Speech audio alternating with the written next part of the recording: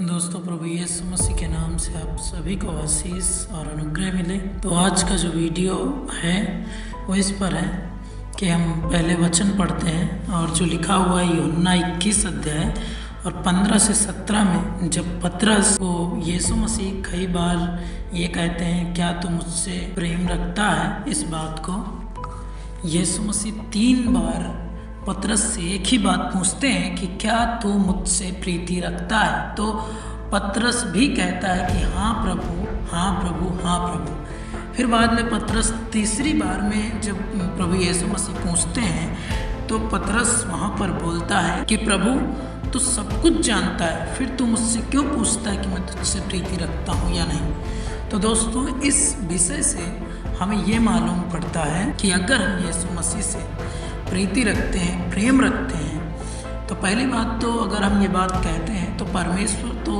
अंदर से जांचता है मनुष्य को कि मनुष्य के अंदर क्या है।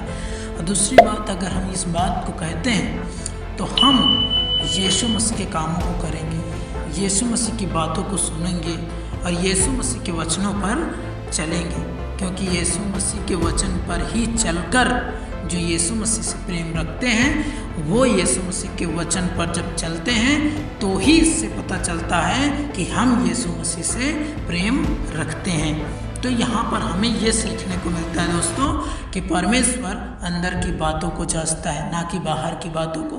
वो अंदर हमारे जानता है कि हमारे अंदर क्या चल रहा है और क्या नहीं चल रहा है, हम कितना परमेश्वर से प्रेम करते हैं या नहीं करते हैं। जैसे कि पतरस के विषय में जैसे यीशु मसीह ने यहाँ पर कहा, वैसे ही जब पतरस ये बात बोलता है कि प्रभु तू सब कुछ जानता है, तो वैसे ही परमेश्वर सब कुछ जानता है कि हम कितना सच बोलते हैं, कितना झूठ बोलते हैं और कितना परमेश्वर के वचन पर चलते हैं और कितना परमेश्वर के वचन को मानते हैं।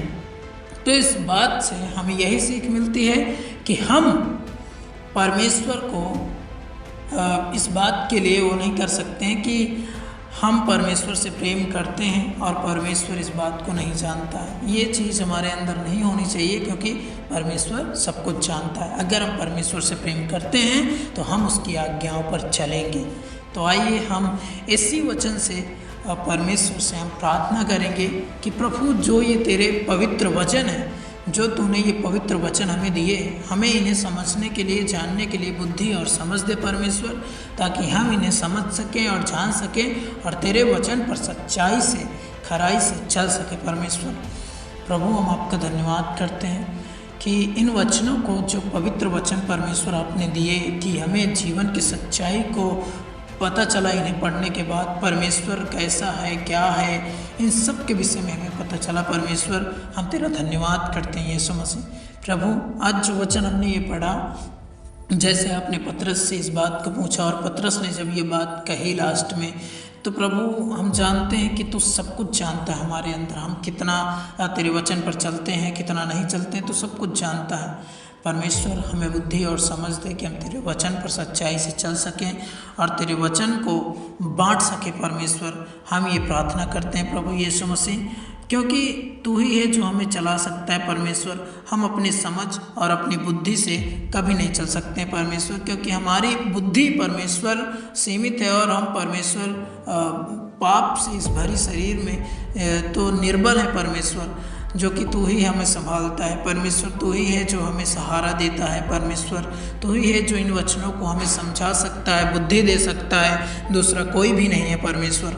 हम प्रार्थना करते हैं इस बात को, जो भाई बहन इस वीडियो को देख रहे हैं परमेश्वर, मैं उनके लिए प्रार्थना करता हूँ प्रभु कि उन्हें भी बुद्धि और समझ दे, ताकि परमेश्वर तेरे वचन को सच्चाई से समझ सकें और तेरे वचन में सच्चाई से चल सकें और तेरे हर एक काम को सच्चाई से, ईमानदारी से निभा सके परमेश्वर। मैं ये प्रार्थना करता हूँ प्रभु यीशु मसीह के नाम से। इस छोटी सी विनती प्रार्थना को आपके पवित्र चरणों में रखता हूँ परमेश्वर, सुने और दया से ग्रहण करें। आमीन। Thank you. God bless you all.